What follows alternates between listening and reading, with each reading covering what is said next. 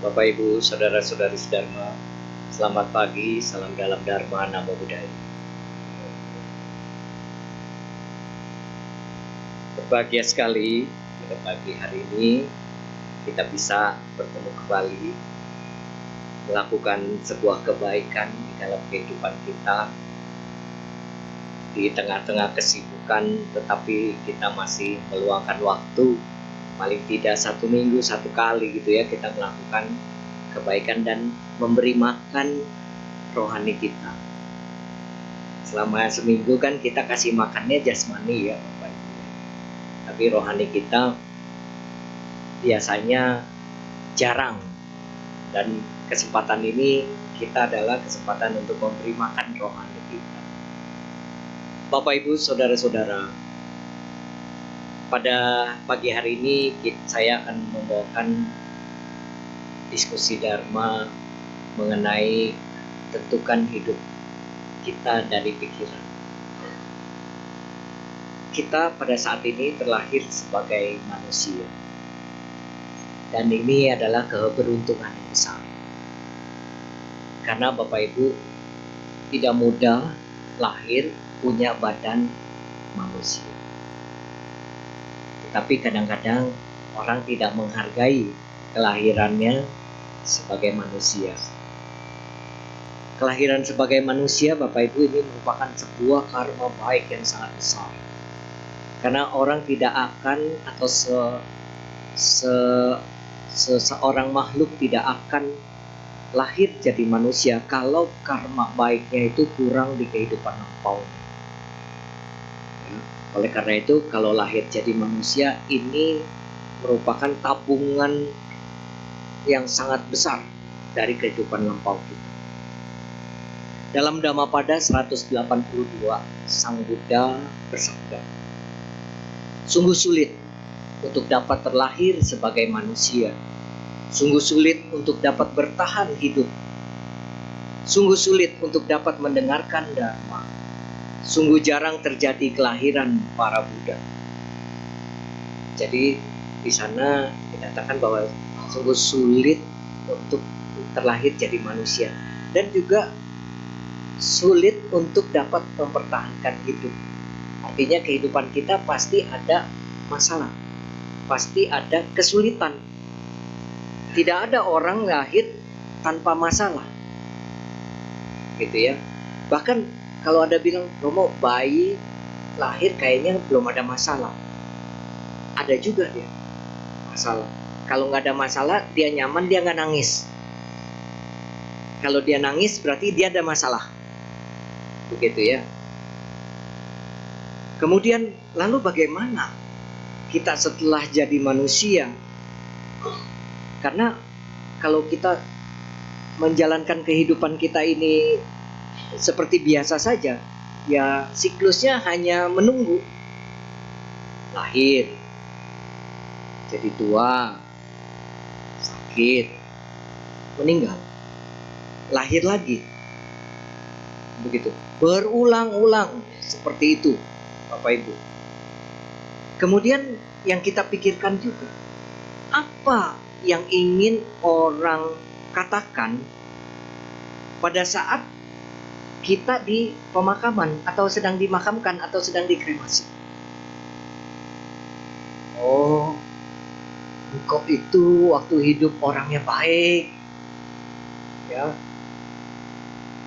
Oh, ibu itu waktu hidup orangnya jahat, gitu ya. Itu ada diskusi-diskusi seperti itu, ya. Ada yang bilang bahwa kalau dia sih waktu hidup orangnya dermawan, murah hati. Ada yang bilang lagi, wah, waktu hidup jangankan mau nyumbang, belimbing berbuah di pohonnya bagi tetangga satu aja juga nggak boleh. Misalnya begitu. Itu akan dikenang orang, Bapak Ibu. Oh, kalau dia sih ramah waktu hidup, orangnya ramah, nyapa orang, tegur orang. Tapi juga ada yang dikenal, wah, waktu hidup mah mulutnya minta ampun. setan pun takut sama dia kalau dia sudah ngomel gitu kan. Bayangin Bu, setan aja takut sama dia gitu kan. Itu tandanya wah luar biasa sekali gitu ya, mulutnya itu. Terus kalau Anda jadi atasan, Anda juga akan dikenal tuh pada saat Anda di pemakaman atau di tempat kremasi. Jadi atasan yang bagaimana?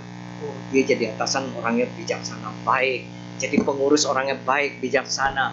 Ada juga yang katakan, wah, waktu dia jadi atasan mah dulu kejamnya minta ampun sama karyawan.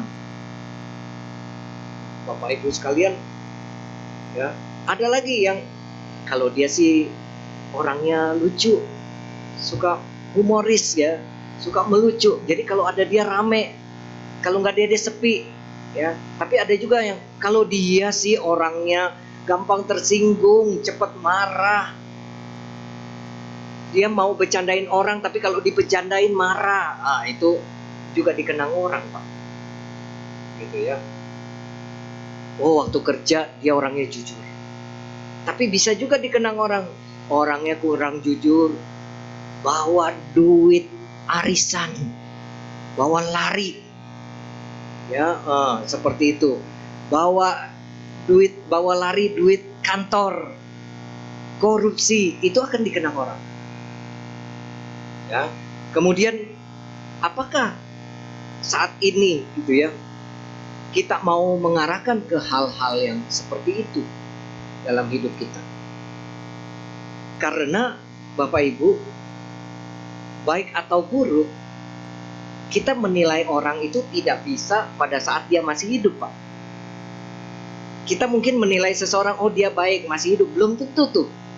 Tapi penilaian terakhir, finalnya pada saat dia meninggal. Kadang-kadang ada orang kita kenal baik, tapi begitu akhirnya kita tahu dia tidak baik, maka yang dikenang jadi yang tidak baik.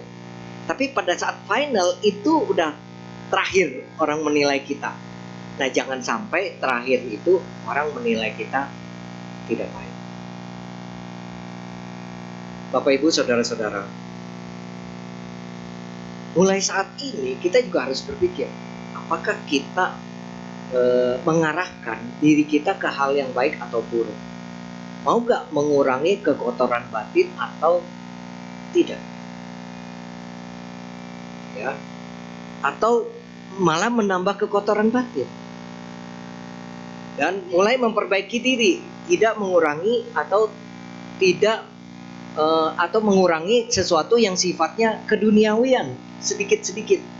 Contoh, kalau keduniawian mungkin kita nggak bisa hilangkan Bapak Ibu, karena kita hidup berumah tangga ya. Kita perlu uang, kita perlu materi, begitu ya. Tetapi cara melatih untuk bisa tidak terikat itu yang paling penting. Ya, mau berdana, mau berbagi. Kalau beli baju baru 2, berarti baju bekas yang lama 2 keluar. Itu namanya tidak terikat. Jangan beli baju 2, baju yang lama sayang masih kepake nanti juga, dulu kan langsing, sekarang langsung siapa tahu nanti langsing lagi gitu kan.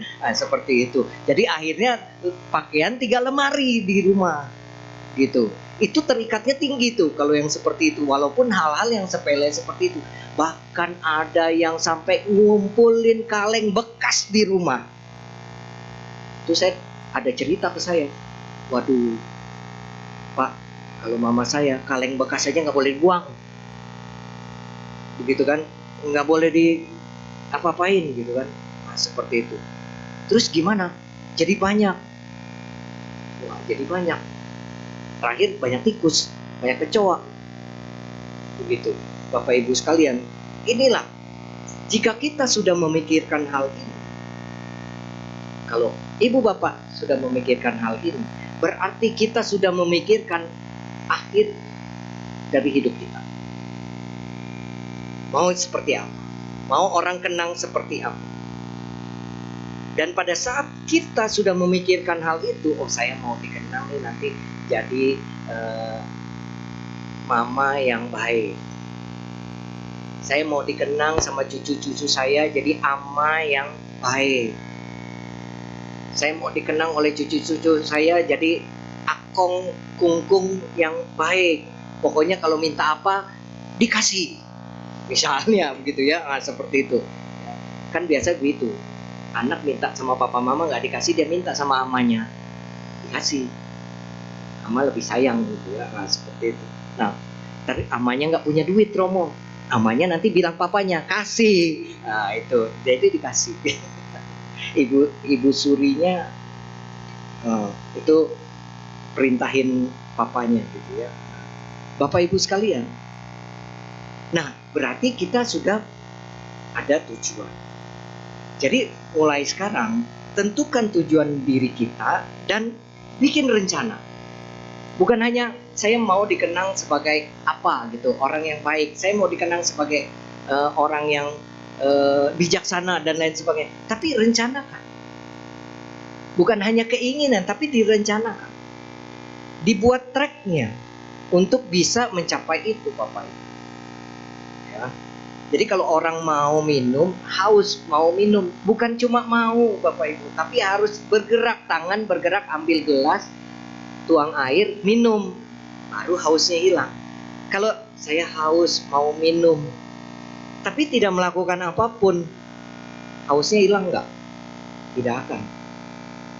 Itu hal yang kecil saja untuk urusan minum, apalagi hidup. Hidup itu tidak mudah. Tadi dalam Dhammapada dikatakan bahwa hidup ini sulit. Mempertahankan hidup itu sulit. Makanya kalau sekarang Bapak Ibu Saudara-saudara hidupnya masih kecukupan, artinya makan oke, cukup, pakaian ada, tempat tinggal ada, mungkin masih ngontrak atau apa, enggak apa-apa, yang penting sudah ada, kendaraan ada, ya, uang walaupun tidak banyak ada, itu namanya kehidupan Anda berkecukupan, ya, dan itu harus disyukuri. Karena apa Bapak Ibu? Ya, kita diajarkan hidup realistis ya. Artinya apa yang jadi diri kita, ya udah seperti inilah diri kita, begitu. Kemudian juga jangan terlalu melihat ke atas. Kalau melihat ke atas terus, akhirnya kita selalu kecewa sama diri kita. Kenapa? Kok saya cuma begini aja ya, yang lain mah pada maju, yang lain mah pada hebat, gitu ya. Padahal dia juga hidupnya maju, bagus.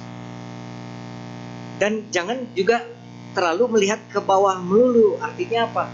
Merasa bahwa wah, saya udah oke nih, saya udah hebat nih, begitu ya. Itu akhirnya juga nggak maju lagi, dia stuck karena merasa sudah oke, sudah melampaui yang lain, begitu. Artinya kita lihat saja tujuannya, patokannya adalah tujuan dari kehidupan kita. Kalau yang masih sekolah bagaimana, yang masih kuliah bagaimana, tentukan tujuannya, jangka pendek, jangka menengah, jangka panjangnya, kalau istilahnya begitu ya. Kalau jangka pendeknya, oh kalau gitu saya kuliah 4 tahun mesti lulus. Ya, karena apa? Orang tua bayar 4 tahun. Kalau saya tidak lulus 4 tahun, berarti orang tua tambah lagi. Begitu kan? Nah, artinya ini tujuan. Kejar itu. Ya. Ibu bapak punya anak, masih TK, pasti udah punya pikiran. Nanti SD dia sekolah di mana ya? Nanti SMP dia sekolah di mana ya? Nanti SMA sekolah di mana ya? Nah, itu Bapak Ibu sekalian. Jangan kalau misalnya ditanya nanti anaknya kuliah atau enggak setelah SMA, nggak tahulah, lihat nantilah anaknya gimana. Wah itu celaka dah. Itu orang tua nggak punya cita-cita, nggak punya tujuan mengarahkan anaknya, harus diarahkan, gitu ya, harus diarahkan. Nah ini Bapak Ibu sekalian, jadi Bapak Ibu ini penting. Tapi Romo, itu kan kalau ada duit mau. Kalau nggak ada duit gimana mau kuliah mau? Nah, buat ibu bapak yang anaknya mau kuliah tapi nggak ada uang, udah kelas 3 SMA, sekarang SMK, nanti kan tahun depan lulus nih, nanti boleh hubungi saya.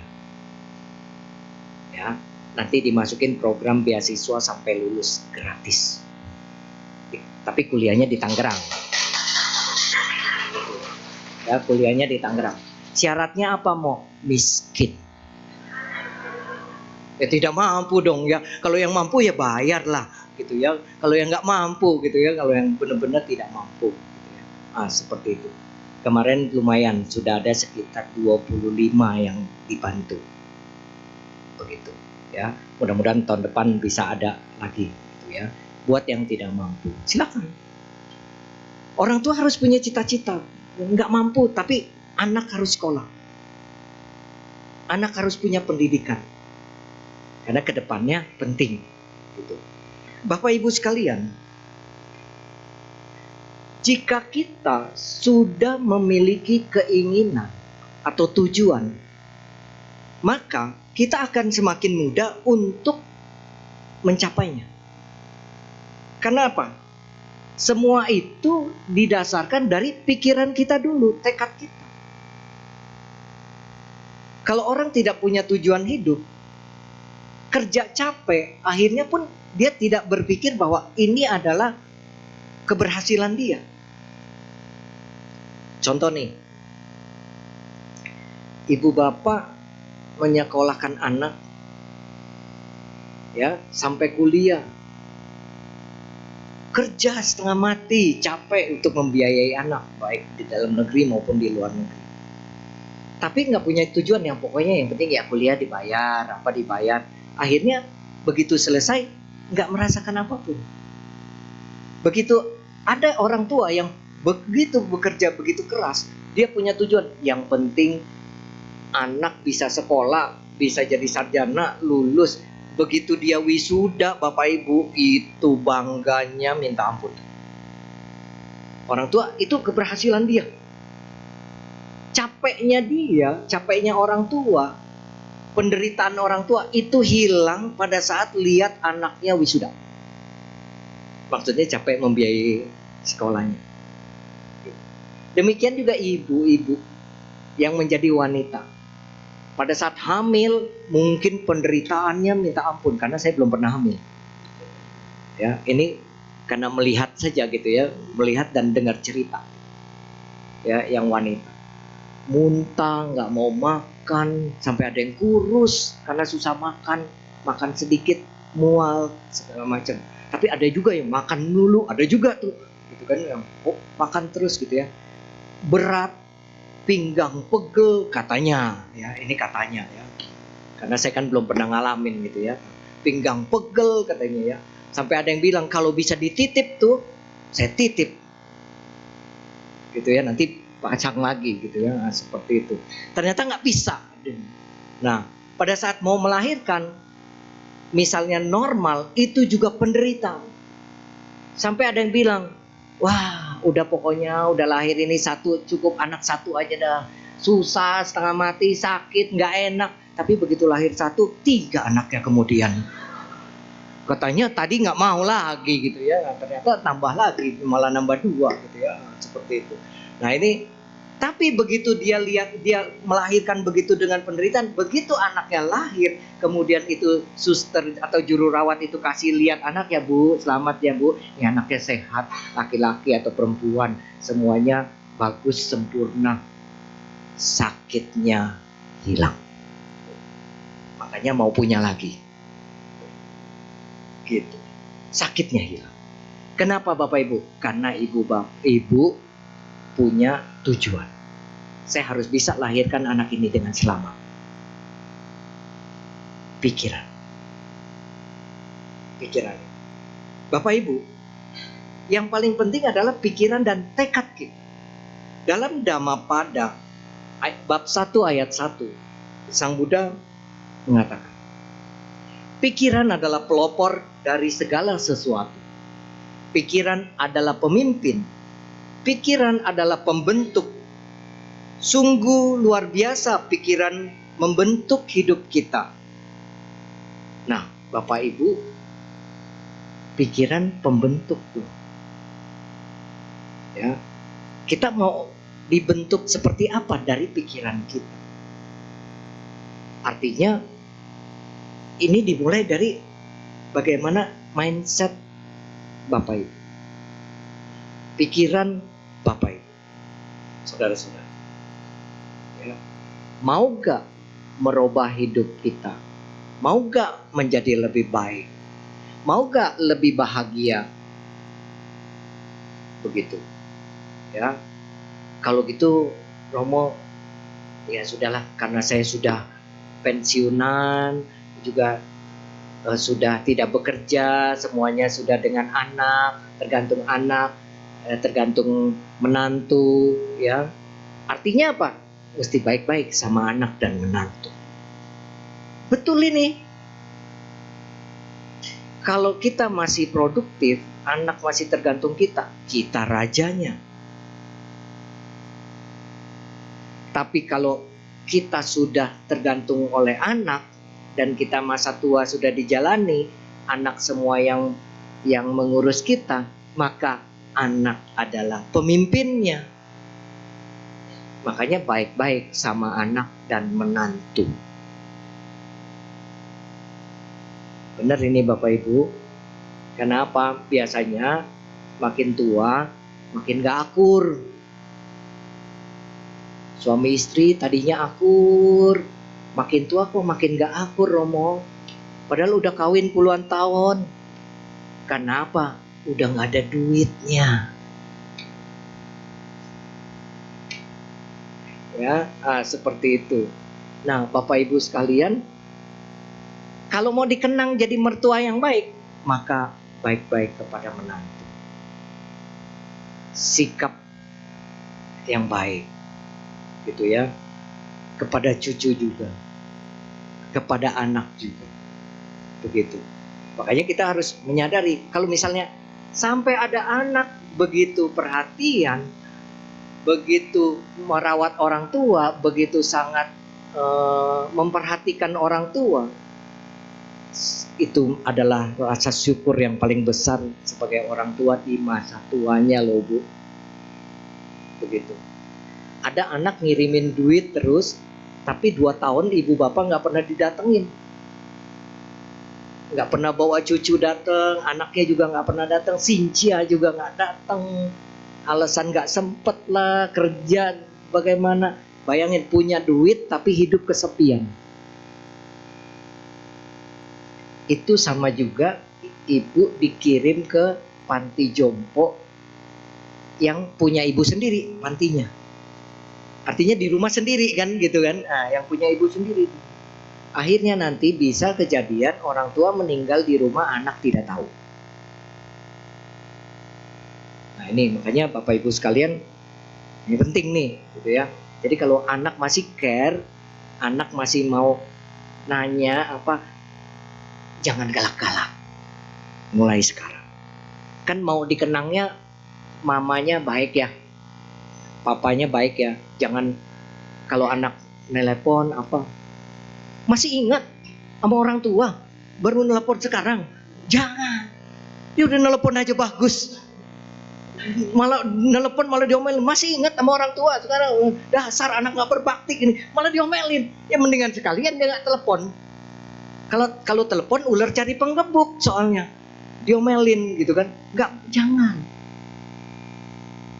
Jangan begitu ya, nggak boleh.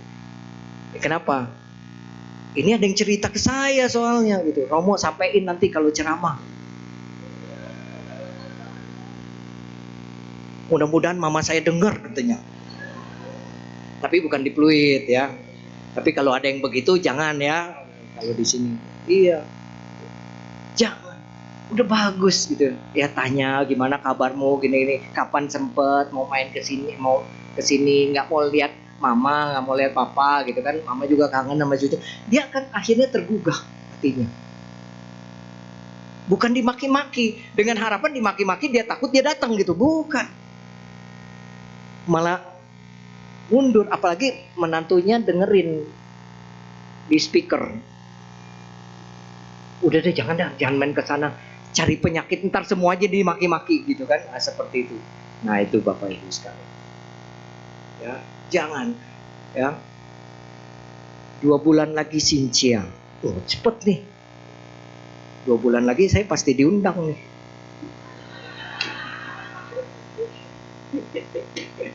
Tahun ular. Gitu. Dibeliin baju sama anak. Kalau dibeliin baju, kemudian kita nggak demen, jangan ngomel. Ya, jangan ngomel. Baju apaan begini dibeli-beli? Jangan. Ya, mulailah sedikit terima aja dulu. Oh iya, ini baju, bagus ya, beli di mana gini-gini ini. Iya, Mama suka gak? Ya suka aja sih, cuman kalau warnanya ini lebih ini, nah baru ngomong dikit gitu. Kalau warnanya lebih kalem, Mama kan udah umur, masa merah genjreng, merah cabe begini gitu kan, dibawa ke pasar orang kaget silau semua gitu kan, kayak gitu. Sambil bercanda ngomongnya. Akhirnya anak pikir, oh ya bener juga ya. Ya udah deh, nanti dibeliin lagi. Tuh kan jadi 2 dapatnya. Nah, itu caranya. Gitu. Aturan dikasihnya 1, ya nanti dibeliin lagi jadi 2. Gitu kan. Jadi akhirnya punya 2 karena mulut manis, mulut baik, ramah gitu kan. Kan di dalam Manggala Sutta dikatakan ramah, tamah dalam ucapan, itulah berkah utama. Itu 1 dapat 2. Gitu. Gara-gara ramah gitu ya. Nah, ini Bapak Ibu sekalian. Jadi ini adalah visi hidup kita. Ya, visi hidup kita, tujuan hidup kita.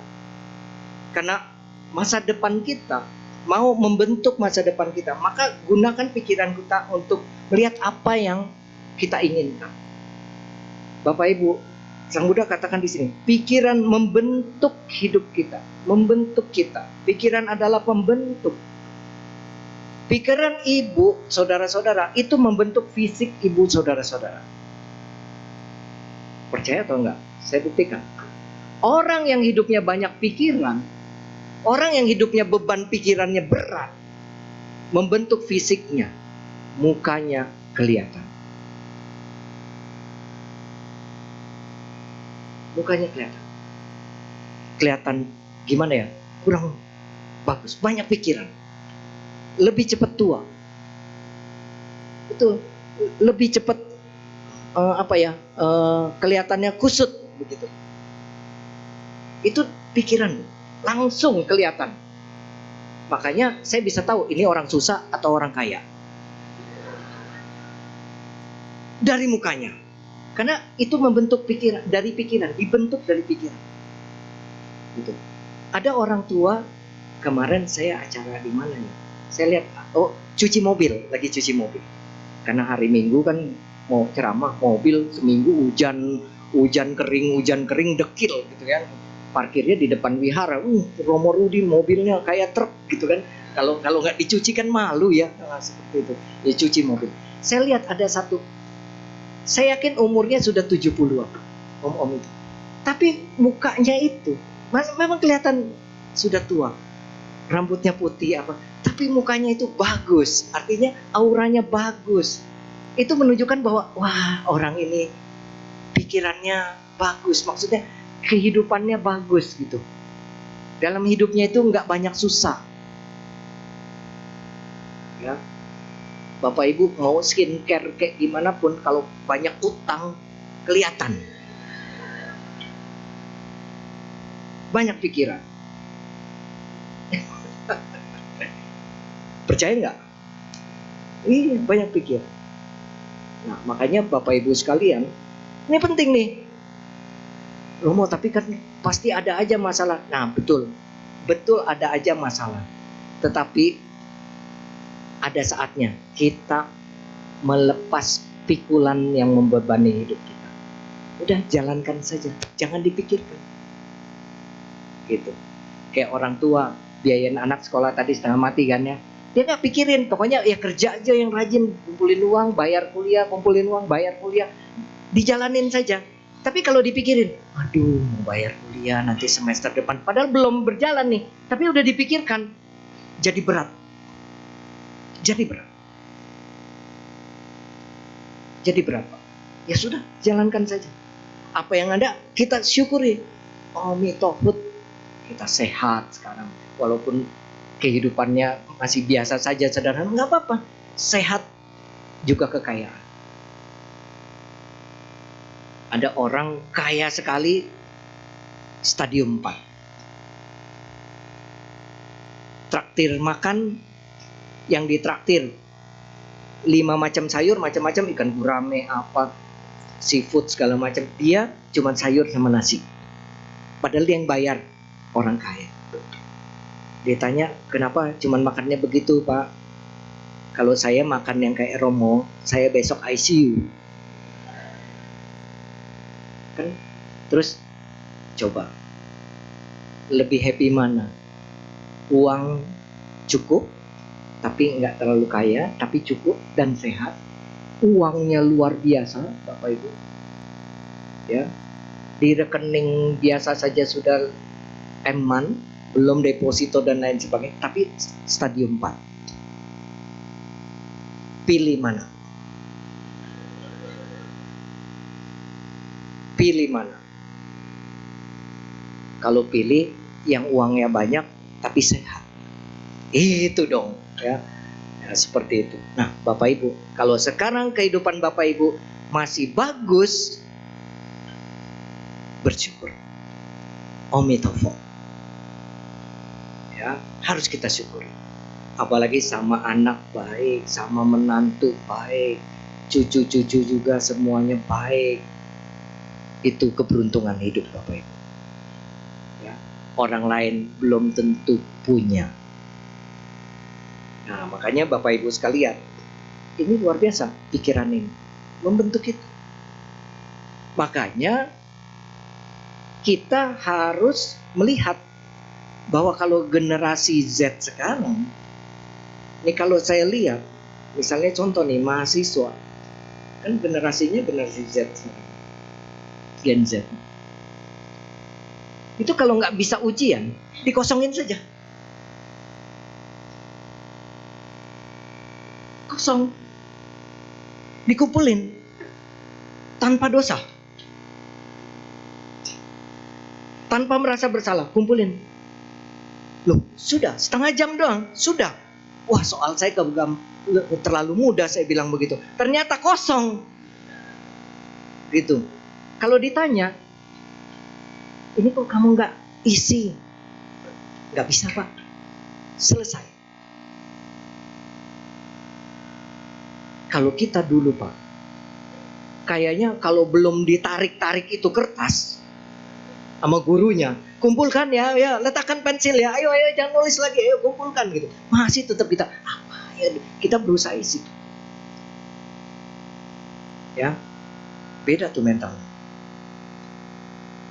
Mungkin generasi sekarang kehidupannya lebih enak, Pak. Orang tua cukup, betul nggak? Orang tua cukup. Anak-anak SD aja udah pegang handphone. Ya, orang tua cukup. Kehidupan secara ekonomi ya, Pak ya, lebih baik loh, Pak. Walaupun kita merasa bahwa wah hidup berat, hidup susah, tambah susah. Enggak. Sebetulnya hidup sekarang jauh lebih enak. Dulu kan nggak punya mobil, sekarang punya. Betul kan? Walaupun susah, tapi sekarang kita lebih punya. Kalau flashback yang dulu, susah banget dulu. Sekarang jauh lebih enak. Berarti kita maju tuh hidup kita. Anak-anak kita menikmati kemajuan kita. Kalau dulu kita lahir jadi anak orang miskin, anak kita lahir jadi anak orang kaya. Ngerti gak? Dulu mama papa kita kurang mampu, kita anak orang miskin. Makanya daya juangnya luar biasa gitu kan. Nah, tapi anak sekarang, kita mampu.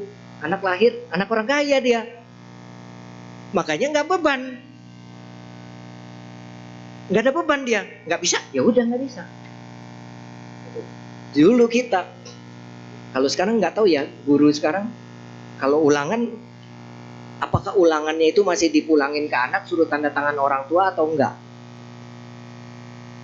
Kayaknya udah banyak yang enggak ya, sekolah-sekolah itu udah enggak. Sekarang banyak yang enggak gitu.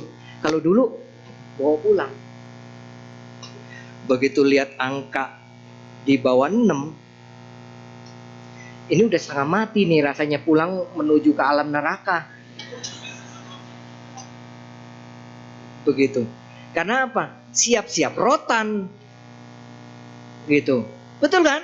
Dulu tanda tangan, waduh ngasihnya.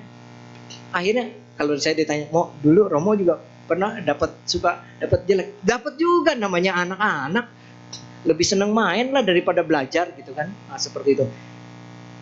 Terus kalau minta tanda tangan gimana? Sengaja tanda tangan taruhnya malam-malam, langsung tidur saya. Ya kalau jelek kan, kalau udah tidur nggak dibangunin, nggak diomelin, pagi-pagi udah ditanda tangan, hehe, bawa ke sekolahan. Tapi adik-adik nggak boleh niru ya, gitu ya. Nah, seperti itu ya, kayak gitu. Takut juga, wah dipukul.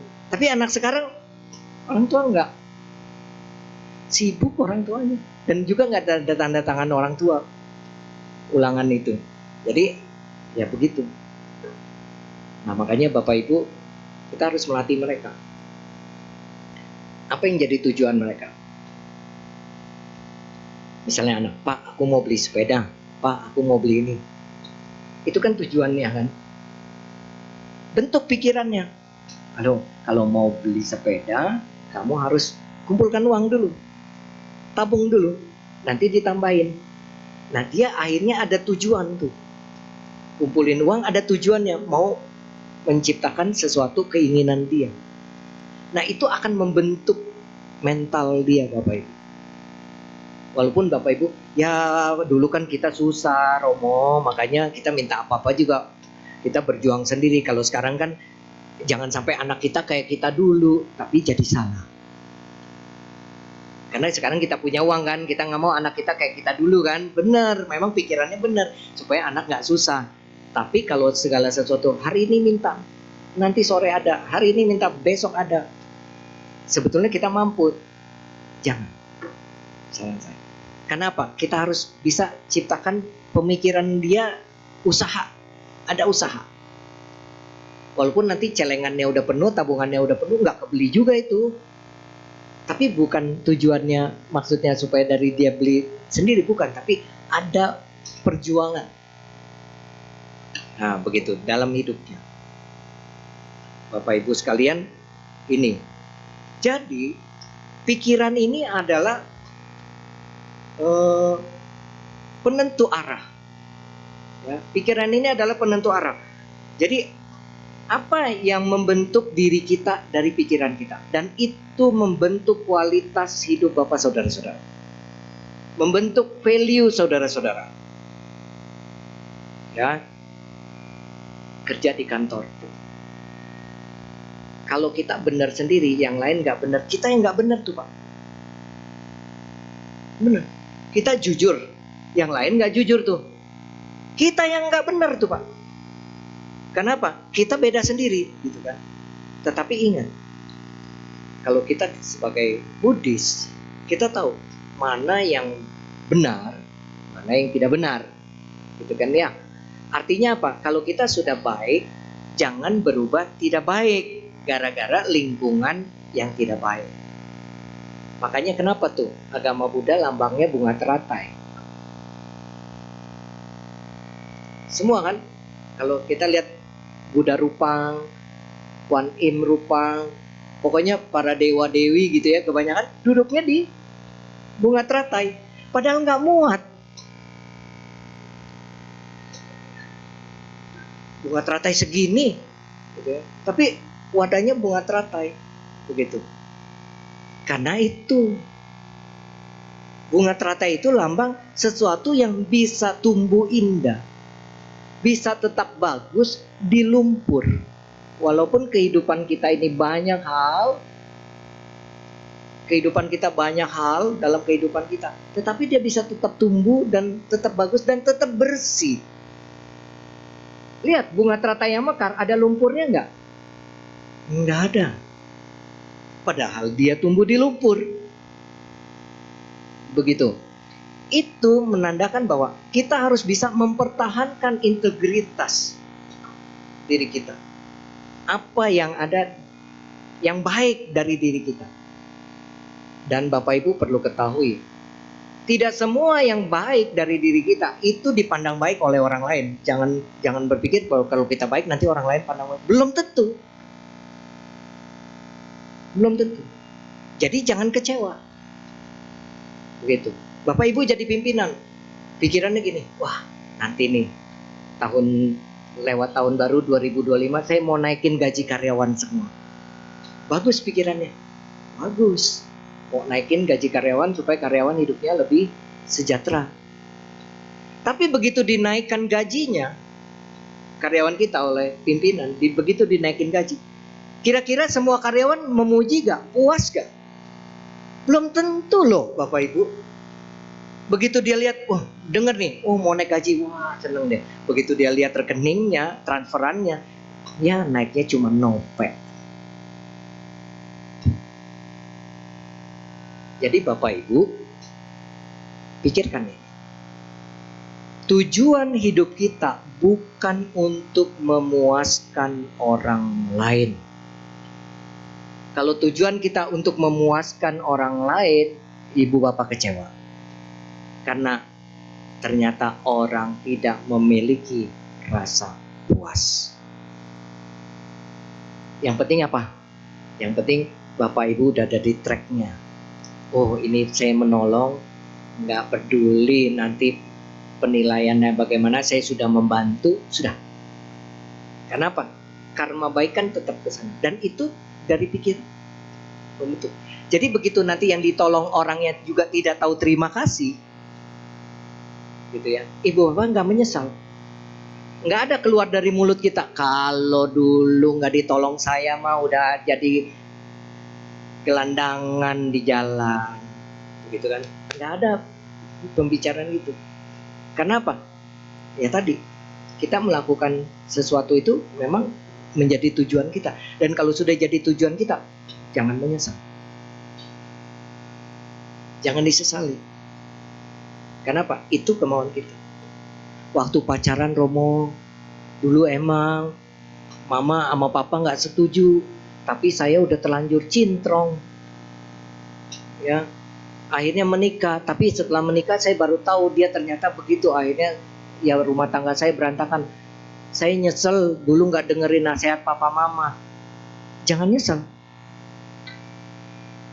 Karena itu Anda yang membentuk. Keputusan kita, pikiran kita, membentuk kita. Itu Bapak Ibu. Nah, hal lain kalau kita mau tahu, kita ngetes nih sama diri kita, pikiran kita udah kuat atau belum nih? Ya, contoh nih, paling gampang, saya ambil contohnya yang kehidupan sehari-hari. Mau belanja bulanan atau mingguan. Sebelum belanja, pasti dong ibu bapak kepikir dulu, yang mau dibeli apa ya? Betul nggak? Nggak ada orang mau belanja mingguan nggak mikir apa-apa, pokoknya datang aja sampai di sana baru mikir. Gitu. Nggak ada, gitu ya, nggak ada. Kalau itu orang gila. Iya. Makanya kalau berantem sama orang gila, yang waras ngalah. Iya. Kalau yang waras ngeladenin, yang gila siapa? Gitu. Iya. Gitu kan? Nah itu dia. Pasti dong sebelum pergi pikir, buka kulkas, oh telur habis, oh ini habis, beli ini. Bahkan ada yang dicatat buat panduan peta jalan lorong supermarket, kan tempat telur di mana, ini di mana. Kalau yang tempatnya biasa kita belanja kan hafal kita, gitu ya. Nah seperti itu dicatat sampai di mall, sampai di tempat belanja. Ya, mulai dong keluarin punya catatan tadi. Itu kan punya ditempel. Ya, oh ini beli ini, dorong ini. Sambil lewat kan mata lihat kiri kanan. Wih, 2 gratis 1 tuh. 2 gratis 1 nih. Lihat di catatan, nggak ada. Nggak termasuk barang yang mau kita beli. Beli nggak? Beli. Pikiran nggak kuat. Pikiran nggak kuat. Itu aja cara ngetesnya. Cara ngetesnya itu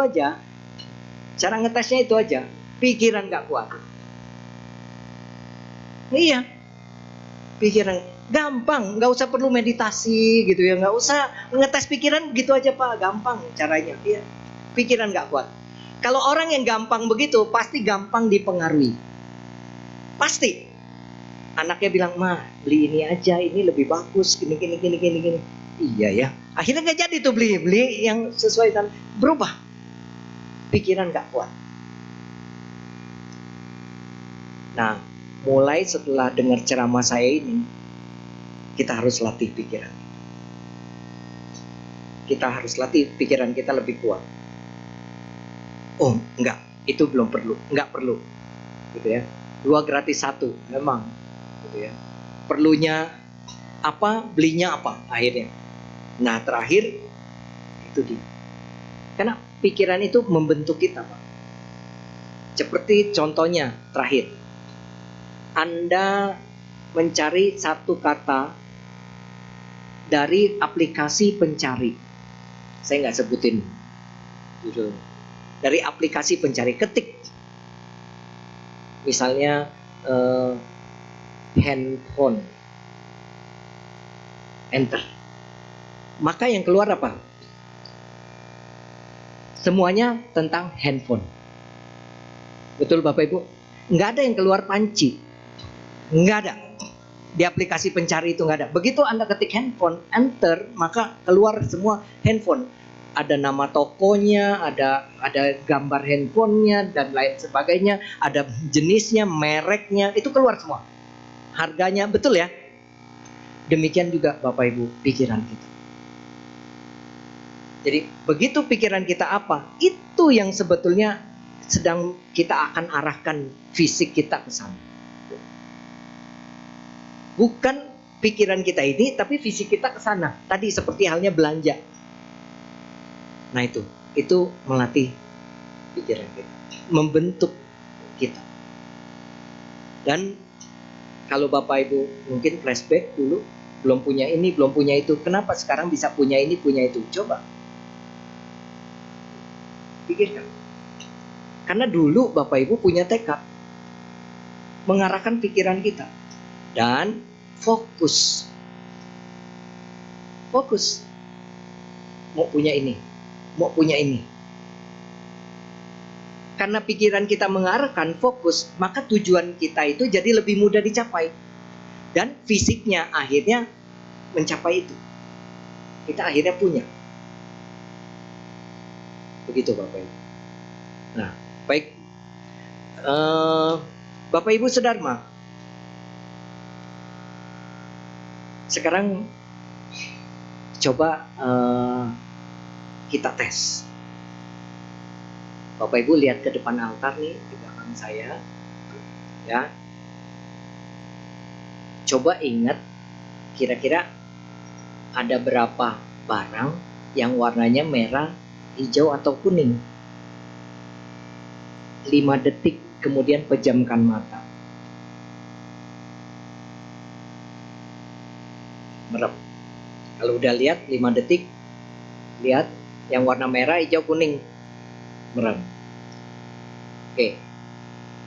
Waktu merem, masih kebayang nggak tuh benda yang warnanya merah, hijau, kuning itu apa aja? Masih. Nah, itu artinya apa?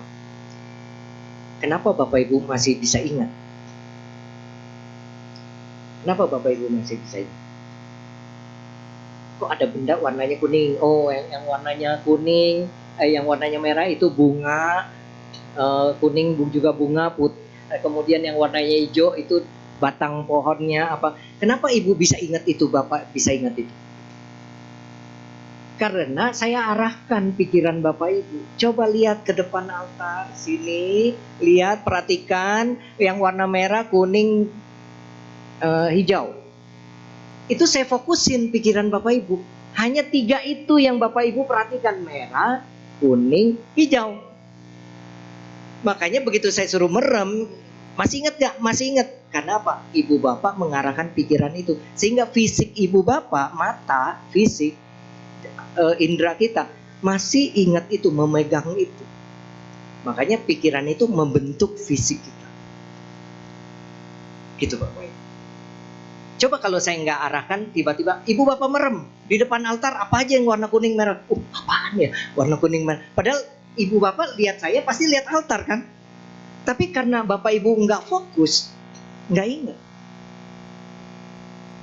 Demikian bapak ibu, akhir ceramah saya pada pagi hari ini. Terima kasih. Namo Buddhaya.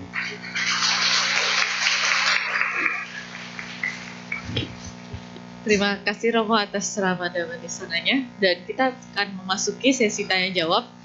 Untuk sesi tanya jawab kami sediakan 2 cara. Yang pertama, Bapak Ibu bisa bertanya langsung kepada Romo dengan maju ke depan, atau dengan cara menuliskan pertanyaannya di kertas yang sudah kami sediakan di depan kursi Bapak Ibu. Dan untuk kertasnya akan saya ambil saat saya memutari Dhamma Salam. Sambil menunggu pertanyaannya masuk, marilah kita menyanyikan sebuah lagu bersama-sama.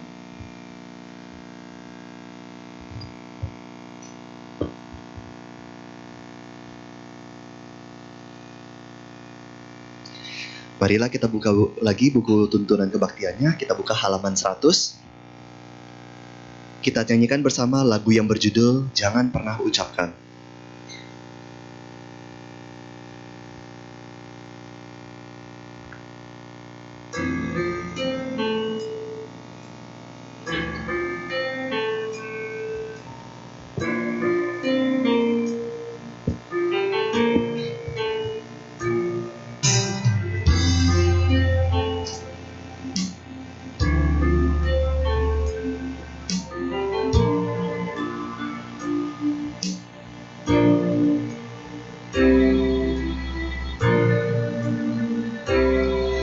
Sekian lama kita bersama, merendah bait nada di dalam Dharma. Semua suka duka yang kita rasa mewarnai saat yang bahagia. Oh sungguh ku masih rindu, ku yakin kau pun begitu.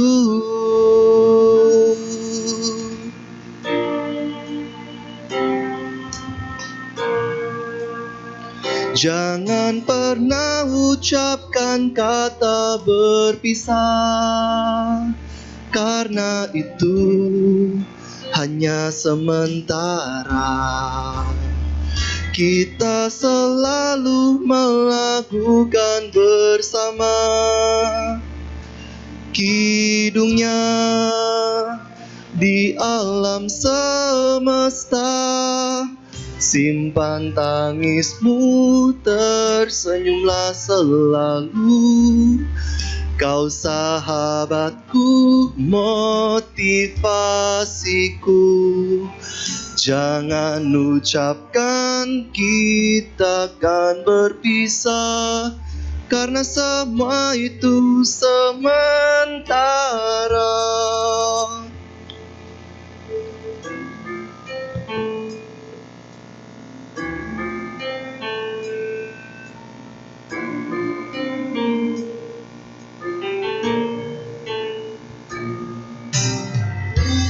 Kita ulangi kembali dari semua suka duka.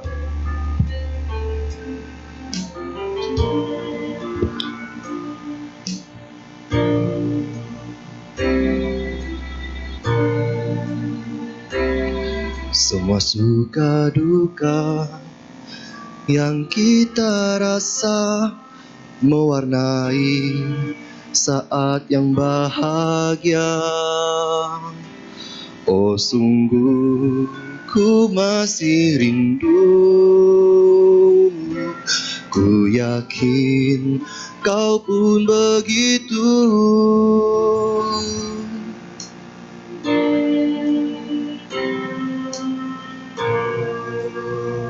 Jangan pernah ucapkan kata berpisah, karena itu hanya sementara. Kita selalu melakukan bersama kidungnya di alam semesta. Simpan tangismu, tersenyumlah selalu. Kau sahabatku, motivasiku. Jangan ucapkan kita akan berpisah, karena semua itu sementara. Karena semua itu sementara.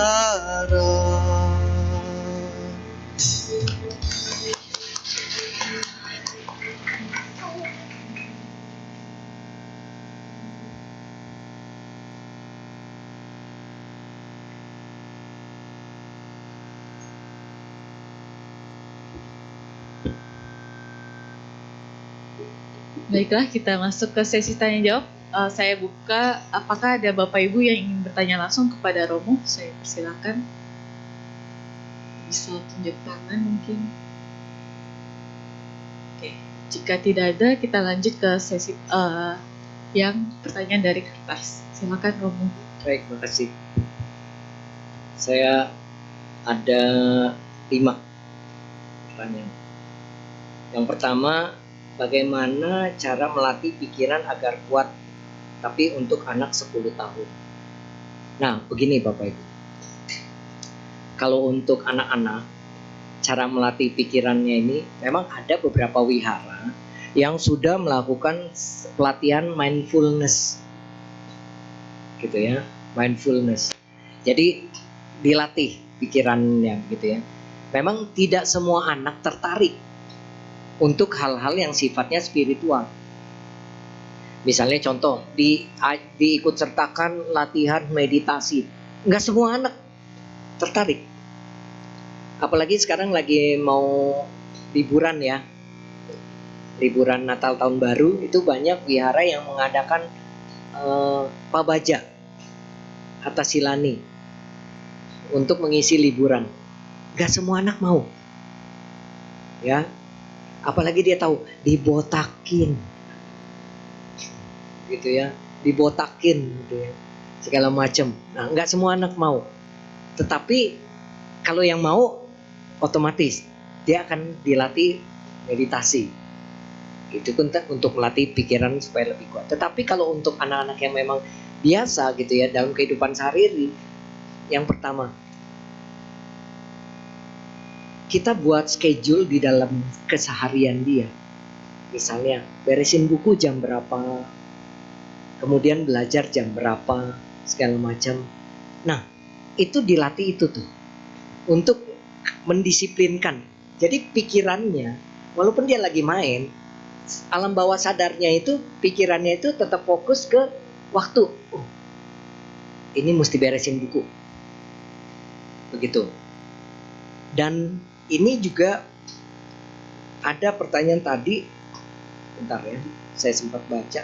Oh ya, ada pertanyaan juga yang cara bagaimana baiknya lebih baik mana cara mendidik anak seperti era tahun 70-90 atau era sekarang. Kalau era tahun 70-90 itu cara mendidiknya ditakut-takutin. Ya. Kalau maghrib nggak boleh main di luar, nanti diculik setan. Kalau dulu zaman 70-an, 90-an itu memang baru mulai ada listrik. Anak takut gelap. Apalagi yang ibu bapak masih ngerasain pakai patromak. Saya masih ngerasain tuh dulu. Pakai patromak, Pak. Engkong saya kalau tiap maghrib itu ini pompa kayak gitu. Saya juga sampai sekarang nggak kepikir kok bisa gitu ya jadi terang gitu. Nah itu saya ngerasain dulu waktu masih tinggal di Angke, Kampung Bebek gitu ya. Nah Bapak Ibu sekalian, kalau waktu itu cara ngajarnya orang tua lebih banyak ngomel dan mukul. Bahkan guru ke kelas bawa rotan loh Pak. Kalau nggak bawa rotan, bawa penggaris panjang tuh yang 50 cm itu, yang kayu Pak. Yang kalau buat yang ngegaris papan tulis gitu ya. Terus penghapus sama kapur, selain buat nulis dan menghapus, itu juga buat nyambit. Makanya guru-guru zaman dulu itu alumni ninja. Bisa pasta gitu kan, seperti itu ya. Itu buat nyambit. Tapi kalau sekarang, yang era sekarang nggak bisa. Diajak bagaimana? Harus diajak komitmen.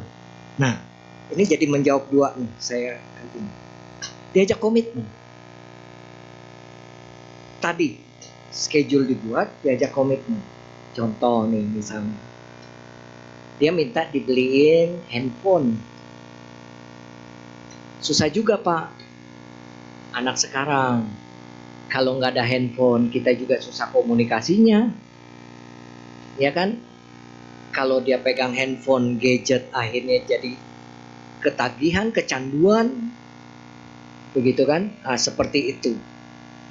Bahkan kemarin waktu kebenaran lagi, makanya saya selalu ngambil contoh-contoh kehidupan sehari-hari buat ceramah.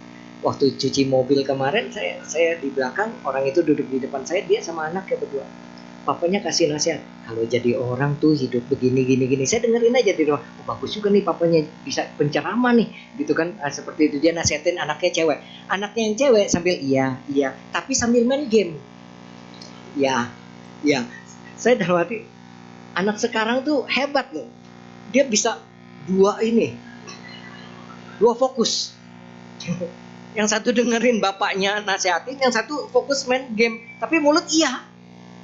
Gitu, bisa nyautin. Dalam arti hebat juga nih anak-anak sekarang gitu ya, seperti itu. Nah, yang begitu Bapak Ibu, waktu dibelikan atau apa, bikin komitmen. Boleh ya, tapi kalau makan nggak boleh main. Terus kalau orang tua kasih lagi bicara atau lagi ada orang lagi ajak bicara, jangan main. Nah, seperti itu. Cuman masalahnya, yang kalau saya lihat nih Bapak Ibu, kenapa anak itu sebetulnya mungkin bukan yang nggak mau berhenti mainnya, karena mainnya itu, game-game sekarang itu game-game yang cukup canggih. Roblox, Mobile Legend, segala macam, yang kalau udah main nggak bisa pause kayak zaman kita dulu.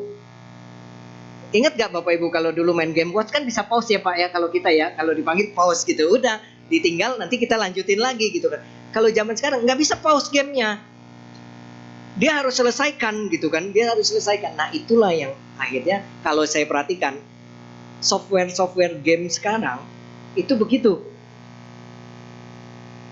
nggak bisa di pause, apalagi main gamenya tim. Game sekarang mainnya tim, jadi temennya nggak ada, tapi online dia sama teman-teman sekolahnya online. Nah ini yang mesti Bapak Ibu komitmen kalau ke zaman sekarang. Nggak bisa kayak zaman kita, udah Papa nggak mau beliin handphone, kuliah baru punya handphone. Waduh, dia tuh ibaratnya primitif di tengah kemodernisasian. Akhirnya benar, karena anak sekarang itu serba tahu. Bahkan kadang-kadang di mobil atau lagi sebelum tidur gitu ya, dia cerita-cerita itu banyak loh Pak. Saya juga informasi yang saya nggak tahu, dia tahu. Dia cerita, Pak, Papa tahu gak gini. Oh ya, saya pancing gitu supaya apa yang dia tahu gitu. Dan jadi saya tahu juga akhirnya. Nah itu handphone itu juga tuh positifnya ada juga gitu. Cuma masalahnya yaitu tadi komitmen. Oh boleh main dari jam berapa sampai jam berapa. Misalnya udah belajar, udah beresin buku, udah belajar, boleh main. Tapi mau tidur sampai jam berapa? Kalau saya time jam 9 off, nggak ada cerita. Kalau nggak, wifi saya matiin. Wifi matiin, mati dia, kelenger handphone juga. Iya, gitu kan. Nah itu, jadi demikian. Ya, nah, jadi Bapak Ibu, ini perlu orang tua dan anak. Kalau mendidik sekarang tuh gitu, kedisiplinannya begitu. Jadi jam berapa nih? Saya cuman kalau misalnya dia lagi asik gitu, saya cuma bilang jam berapa nih? Nah dia udah ngerti, dia lihat jam, oh harus apa. Nah ini Bapak Ibu, jadi demikian. Nggak bisa kayak kita dulu pakai rotan Pak. Dia nangis, kejar, tetangga dengar, laporin polisi, 5 tahun Bapak.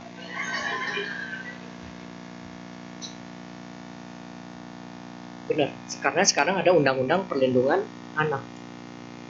Mudah-mudahan anak kecil di sini nggak terlalu perhatikan yang tadi barusan saya ngomong. Kalau nggak dia tahu begitu bapaknya siap ini, undang-undang pasal sekian. Nah, seperti itu. Nah ini dia. Jadi dilatihnya begitu. Pikiran anak yang tadi 10 tahun itu diatur. Bapak Ibu, kalau membentuk anak yang masih di bawah 12 tahun, masih lebih mudah. Masih lebih mudah. Kecuali dia sudah SMA, baru ibu bapak berpikir mau membentuk dia, susah. Karena dia sudah jadi, ibarat pohon itu udah keras batangnya. Gitu. Ya. Jadi bentuknya dari kecil. Bukan nggak boleh, boleh. Bahkan mereka harus melek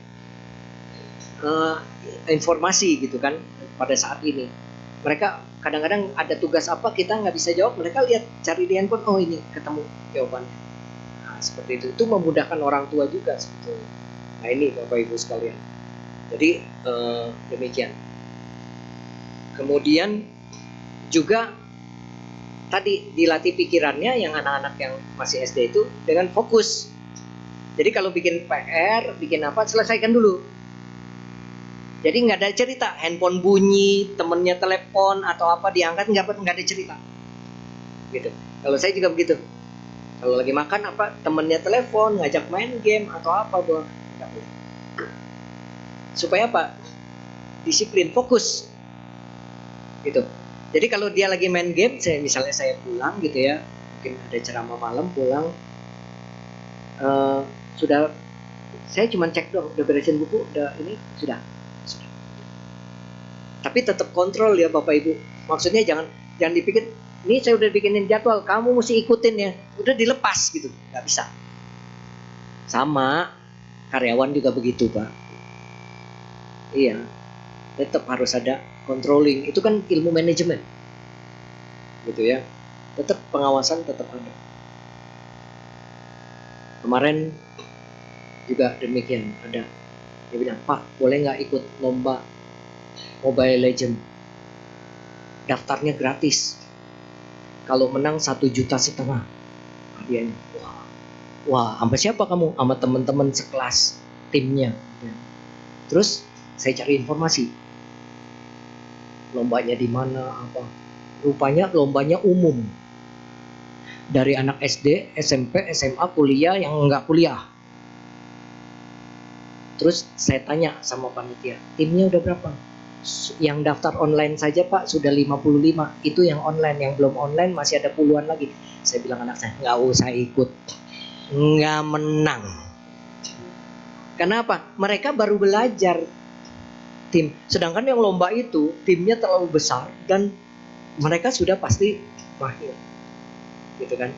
Saya bilang ikut lombanya antar temen dulu. Saya bilang. Kenapa? Diajar realistis, harus berpikir. Gitu. Peluangnya gimana? Gitu. Peluangnya gimana? Kenapa? Kalau nggak diajarin begitu Bapak Ibu, anak kita ya udah lugu aja, ikut aja, gitu. Ya ikut aja kalah. Kenapa? Kalah dia kan kecewa. Tapi kalau dia dari awal kita diajar berpikir nih, bayangin kamu mulainya jam berapa? Jam 6 baru mulai lombanya. Mau pulang jam berapa? Saya bilang 55 tim plus yang enggak itu. Mau pulang jam berapa? Itu diajarin begitu sama saya. Coba pikirkan, kalau sekali main kamu berapa jam sampai selesai? Berapa lama? Itu berapa tim? Akhirnya kan berpikir kan? Nah, begitu Bapak Ibu. Jadi dari semua itu dibentuk. Nanti akan membentuk dia pada saat dia besar, misalnya melakukan sesuatu pekerjaan atau apa, misalnya mau bisnis, mau apa, sudah terlatih. Sudah 15 orang jualan bakmi. Akhirnya bilang, wah jualan bakmi nih, orang rame jualan bakmi. Dia jualan bakmi juga. Kenapa? Lihat orang jualan bakmi, dia nggak bisa menganalisis gitu. Nah, anak kita harus dilatih begitu, karena itu sesuai dengan ajaran Buddha. Ehipasiko, datang lihat buktikan. Tapi sebelum pembuktian itu dipikir, ini peluangnya ada gak? Apanya? Kan begitu ya. Sebelum bisnis kita harus pikir, ini peluangnya, cuannya ada gak? Bisa ada kemajuan gak? Kompetitornya gimana? Nah itu, kalau dari kecil sudah dilatih begitu Bapak Ibu, membentuk pikiran anak kita, mantap. Jadi anak ibu bapak kalau mau melakukan segala sesuatu, dia udah mikir, dia udah menganalisa. Dan jangan menganggap remeh anak sekarang Bapak Ibu, hebat. Jangan berpikir masih anak-anak Pak, nggak ngerti, diajarin begitu, Romo dikasih tahu begitu. Mereka bisa lebih mengerti. Nah itu dia. Kalau misalnya sekarang mau kuliah pun, misalnya ditanya mau kuliah ke luar negeri, dia nggak jawab mau atau enggak. Dia tanya dulu, emang papa ada duitnya? Beneran? Karena apa? Setiap kali mau beli sesuatu, itu dilatih.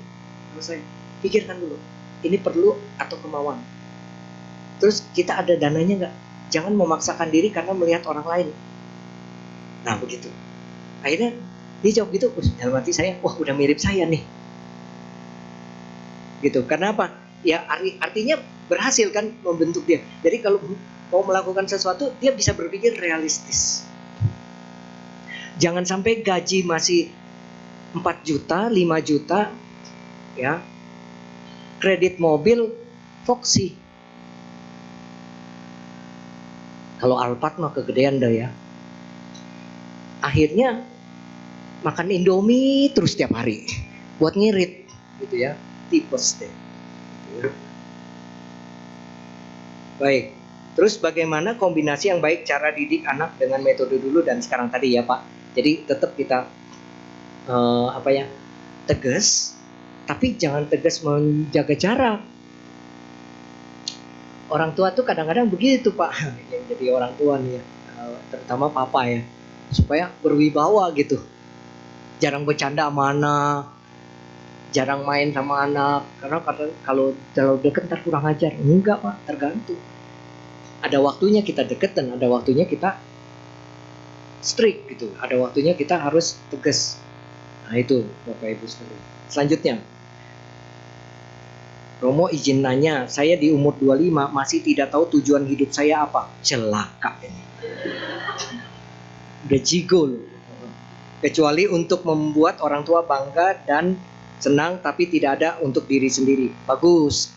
Itu kan membuat bangga orang tua dan senang, itu juga sudah merupakan tujuan hidup ya. Itu bagus. Jangan sampai 25 masih nyusahin orang tua. Nah ini itu ya. Tapi jangan lupa, boleh membanggakan, membahagiakan orang tua, tapi juga ingat diri sendiri punya masa depan. Ya, ingat diri sendiri juga punya masa depan. Karena apa? Nanti orang tua pun ada masanya. Mereka juga akan meninggalkan kita dan kita akan berjuang sendiri. Kalau kita nggak membentuk masa depan kita dari sekarang 25, maka kesempatan Anda 15 tahun lagi. Karena umur 40 seharusnya, ini yang nanya, saya nggak tahu laki-laki atau perempuan nih. Kalau laki-laki umur 40 harusnya sudah mapan. Harusnya sudah mapan. Kenapa? Ada pepatah Tiongkok bilang, laki-laki itu umur 40 tahun jadi naga. Artinya dia sudah establish, pekerjaan bagus, penghasilan ada, karir bagus, maka sampai tua dia cukup. Tapi kalau umur 40 masih belum punya apa-apa, rumah nggak punya, pekerjaan nggak tetap, sampai tua susah. Kenapa? Umur 40, coba dah melamar kerja, diterima nggak kira-kira? Kecil kemungkinannya, kecuali Bapak Ibu, saudara-saudara punya value, punya skill yang orang jarang punya, tapi ibu bapak bisa. Itu baru bisa. Makanya umur 25 tadi, bagaimana? Tentukan tujuan hidup. Gitu ya. Mungkin nanti boleh nih ketemu saya yang nanya ini ya, 25. Ini sayang masih umur 25 nih produktif banget. Apalagi punya pendidikan. Kalau misalnya masih yang nanya masih lulus SMA, coba kuliah. Masih bisa untuk meningkatkan. Apalagi sudah kerja, harus punya kedudukan. Percuma tiap sincia orang tua masak mie goreng, bakso, ikan, itu semua ada artinya itu. Ya, ada artinya. Mie goreng supaya segala sesuatu berkepanjangan, bahagia, senang itu panjang, umur panjang. Makanya kalau kematian nggak boleh ada mie. Kenapa kalau kematian nggak boleh ada mie? Supaya kalau susah jangan panjang-panjang. Maksudnya begitu, itu simbolisasi. Gitu. Makanya hanya ada mie itu hanya ada di acara bahagia. Tidak mungkin ada di acara duka cita. Ya, bubur nggak boleh ada di acara sincia, di duka cita boleh. Kenapa? Bubur makanan orang susah. Benar, dulu orang susah makannya bubur, beras sekepel jadi bisa makan rame-rame, gitu. Makanya kalau sincia nggak boleh ada bubur, gitu. Ada tradisi begitu. Bakso, lambang apa? Kedudukan sosial naik. Kenapa? Bakso kalau matang dia ngambang, naik. Ini benar, semua simbolisasi orang Tiongkok, orang Chinese itu hebat loh Bapak Ibu. Semua nasihat dari makanan. Itu sembayang orang kalau cengbeng apa itu kan banyak makanan, itu semua nasihat. Semua nasihat. Gitu. Ya, kedudukan naik. Jadi kalau misalnya sampai umur 25 belum ada pekerjaan, belum ada hal yang buat masa depan, baksonya nggak direbus.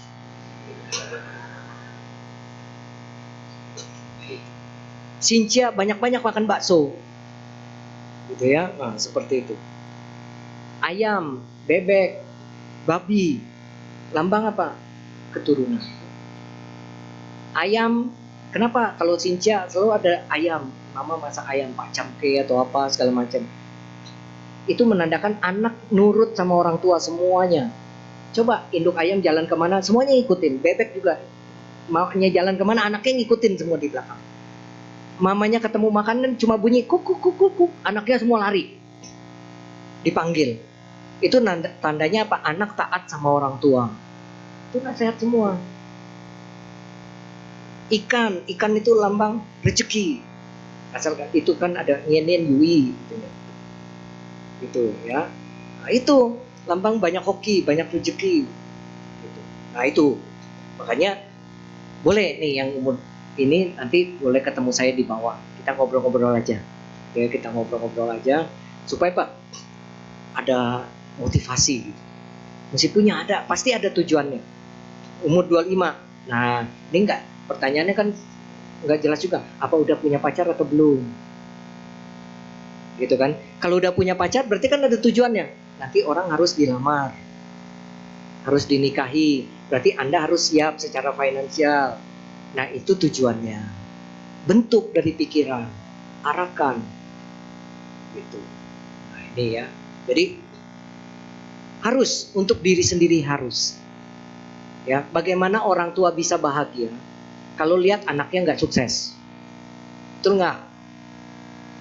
Anak sukses, orang tua senang, bahagia. Gitu. Nah ini. Kemudian bagaimana cara melatih pikiran supaya bisa tetap menjadi pribadi yang baik atau orang baik?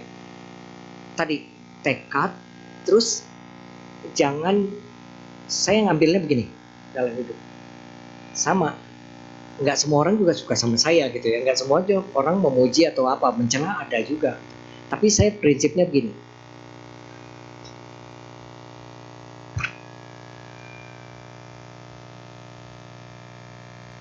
Ngerti gak Bu? Nggak mau dengar, nggak mau lihat, nggak mau ngomong.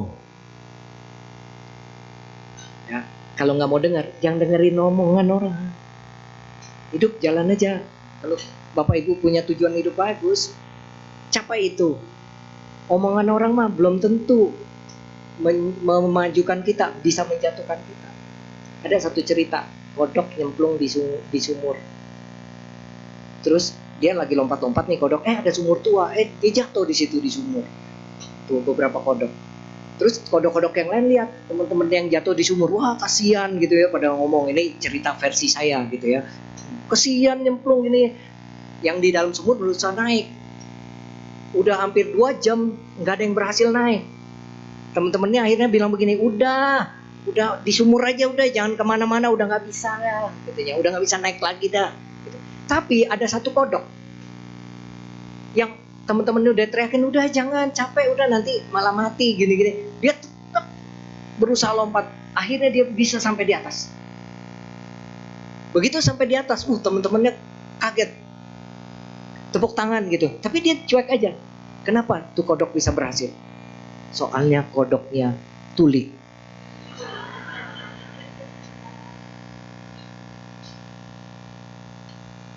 Ini cerita Zen. Soalnya kodoknya tuli. Kita hidup mesti begitu kadang-kadang. Jangan dengerin omongan orang. Kalau hidup dengerin omongan orang, semuanya serba salah. Iya, salah. Orang tuh lihat kita nggak pernah merasa puasnya, gitu kan? Nah, seperti itu. Ya, itu tadi. Jadi bisa jadi pribadi kita. Tapi yang baik ya, bukan orang nasehatin kita hal yang baik, kita tetap jadi jelek gitu. Nah, itu salah kalau gitu. Ya, tapi kalau kita udah benar, udah baik di tracknya, jangan dengerin orang. Kan saya pernah ambil perumpamaan orang mau jual sapi kan, anak sapi itu, kerbau gitu ke pasar, yang dia tuntun, orang bilang bodoh, mestinya dinaikin berdua, orang bilang kejam, masa ke anak kerbau begitu kecil dinaikin 2 bisa mati. Akhirnya turun, salah satu anaknya bilang, bapak aja yang naik, bapaknya yang naik, anaknya yang tuntun. Orang bilang anak kurang ajar, bapak nggak tahu diri, anak masih kecil sudah jalan kaki, dia naik di atas kerbau katanya. Bapaknya paise gitu kan, nggak enak hati gitu. Akhirnya turun bapaknya, anak suruh naik, bapak tuntun. Orang bilang apa? Anak kurang ajar, bapak udah tua jalan kaki, dia enak-enakan di atas kerbau. Akhirnya anaknya sama bapaknya turun bingung, naik 2 salah, dituntun salah, naik 1 salah. Akhirnya anak sama bapak bilang, udah kita gotong berdua, gotong kerbau, digotong. Kerbau digotong 2, orang bilang apa? Bodoh, kerbau mah dituntun dong, jangan digotong. Nah, mana yang benar coba? Ya kan? Nggak ada yang benar kalau hidup kita dengerin omongan orang. Yang penting apa? Yang penting kita ada tujuan. Itu tadi. Kalau nggak ada tujuan, diawali dari pikiran kita, maka hidup kita akhirnya nggak ada artinya. Ya, nggak ada manfaat buat orang lain Pak, hidup kita jadinya. Begitu, kita menjalani hidup tinggal nunggu siklus. Lahir, tua, sakit, mati. Begitu. Nah ini dia. Ya. Jadi jangan khawatir. Terus jangan berubah. Dari kritikan orang kita jadi berubah gitu, jadi marah, jadi membalas, jadi pembenci juga, pendendam juga. Jangan, kita harus menyadari itu. Biarin, bayar karma, bayar hutang. Dia benci sama kita, mungkin kehidupan lampau kita pernah nyakitin dia atau bagaimana, ada hutang karma. Nah, disinilah kita membayar.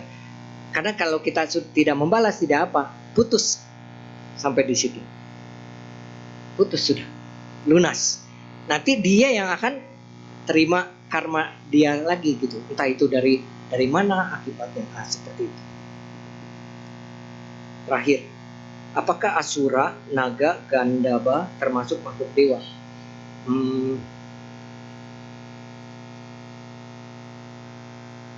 Kalau Asura itu ada yang disebut dewa Asura, tapi terus terang saya belum pernah lihat. Tapi kalau Gandaba, kalau bahasa Sanskertanya Gandarwa, kalau bahasa Indonesianya Gandarwo. genderuwo gitu ya, genderuwo itu pernah. Kalau Gandaba atau Gandarwa atau Gandarwo itu bukan makhluk dewa ya, tapi makhluk di alam, maksudnya Catu Maharajika ya, di alam ini yang hidup bersamaan dengan kita kan, dewa Catu Maharajika hidupnya bersama dengan kita. Nah seperti itu, jadi ada. Tapi Asura ini termasuk kalau di dalam beberapa ini aliran misalnya Tibet, kemudian Mahayana itu termasuk juga Asura Dewa dibilang. Nah ini dia, jadi dia juga termasuk alam dewa. Cuma saya tidak mengerti karena saya tidak punya kemampuan spiritual sampai ke sana gitu ya. Jadi nggak tahu bagaimana bentuknya, gitu ya, bagaimana bentuknya. Nah ini kalau makanya di Mahayana Asura itu tidak termasuk dalam 4 alam rendah. Makanya di Mahayana itu kalau nyanyian Limpahan Jasa itu menolong mereka di 3 alam sengsara. Di 3 alam sengsara gitu ya. 3 alam sengsara apa aja? Neraka, peta, binatang. Asura nggak termasuk. Tapi kalau di secara Theravada Pali, alam Asura termasuk alam, bukan alam tinggi, alam rendah, 4 alam rendah. Saya nggak bisa berkomentar ini alam dewa atau apa, mesti nanya dia. Ya, jadi saya nggak mengomentari ini gitu ya. Jadi ya ada yang bilang, karena apa? Begini Bapak Ibu, alam-alam ini Asura, Gandaba, naga. Kalau naga, ya, naga itu termasuk makhluk spiritual. Ya, makhluk spiritual. Dia hanya menampakkan diri pada saat ada kejadian-kejadian besar. Ya, contoh yang tercatat dalam sejarah terakhir naga yang muncul itu waktu kelahiran Nabi Kongcu. Nabi Kungce. Waktu Kungce lahir, itu 2 ekor naga itu berkeliling di sekitar rumahnya. 2 ekor. Waktu dia lahir. Nah, terus ada 5 Senming, 5 Sinbeng, Senxian, itu juga datang memainkan musik dari langit menyambut dia lahir. Dan pada saat dia lahir, itu cahaya merah itu muncul dari kamarnya. Begitu. Itu waktu Kongce lahir. Nabi Konghucu lahir. Gitu. Ya. Nah, itu juga. Jadi itu tercatat memang. Ya. Kilin juga itu binatang gaib. Ya, yang kita bisa lihat bentuknya di kelenteng-kelenteng itu ada singa. Nah, itu binatang gaib. Itu hanya muncul kalau ada orang suci atau orang besar lahir atau orang besar mau meninggal, baru muncul. Nah, seperti itu. Kalau naga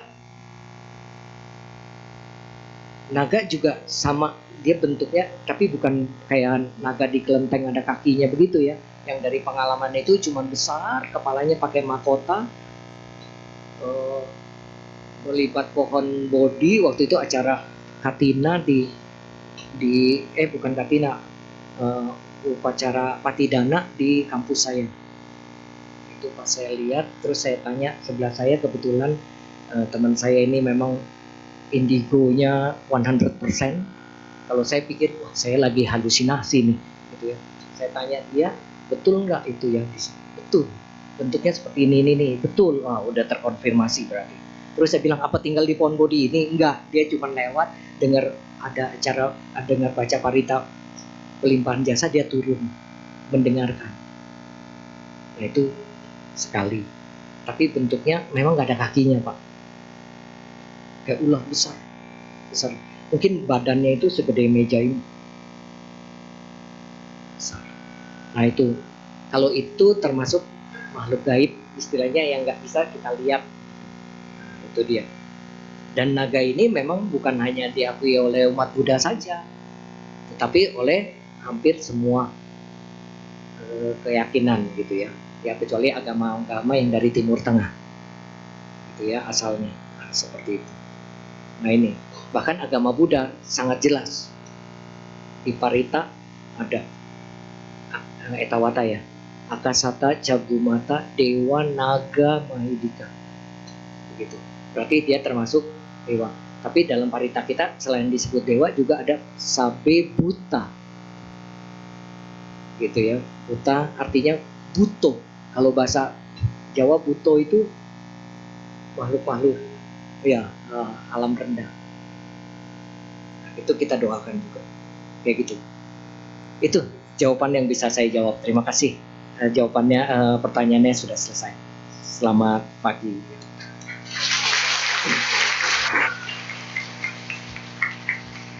Selesailah sesi Dhamma Desana dan sesi tanya jawab kita pada hari ini. Terima kasih Romo Rudi atas kesempatan Dhamma Desananya pada hari ini.